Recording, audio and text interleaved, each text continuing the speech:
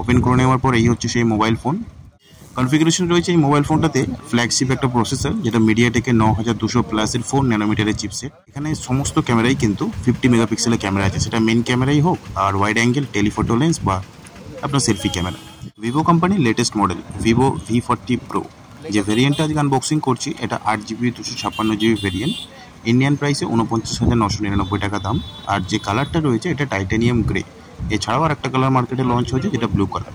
ভিডিওটা খুব বেশি বড় না, তো ভিডিওটা কেমন কি লাগলো অবশ্যই আপনারা কমেন্ট করে সেটা জানাবেন। আমরা বক্সটাকে ওপেন করে নিয়েছি। ওপেন করে নেওয়ার পর এই হচ্ছে সেই মোবাইল ফোন, যেটা Vivo V40 Pro titanium grey. ফোনটাকে পাশে রেখে দিয়ে ইনবক্সে আরও কিছু রয়েছে সেগুলোকে একটু আপনাদের দেখিয়ে দিই। ইনবক্সে একটা সফট কেস রয়েছে, প্রিমিয়াম কেস। একটু কোয়ালিটিটা আপনারা দেখে নিন কেসটা। আমরা প্যাকেটটাকে ওপেনিং করে আপনাকে কোয়ালিটি দেখাচ্ছি। এই হচ্ছে সেই সফট কেস, যেটা ভিভো V40 Pro বক্সের সঙ্গে দিয়েছে কোম্পানি থেকে। একটা চার্জার দিয়েছে, যেটা 80 ওয়াটের চার্জার, ফাস্ট চার্জিং অবশ্যই এটা। তার সঙ্গে যে ডেটা কেবিল রয়েছে, চার্জিং যে কেবিল, সেটা কিন্তু সি টাইপের একটা কেবিল। আর তার সাথে একটা সিম ইজেক্টর আর কিছু ইউজার গাইড ইনবক্সের মধ্যে এইগুলোই কিন্তু রয়েছে।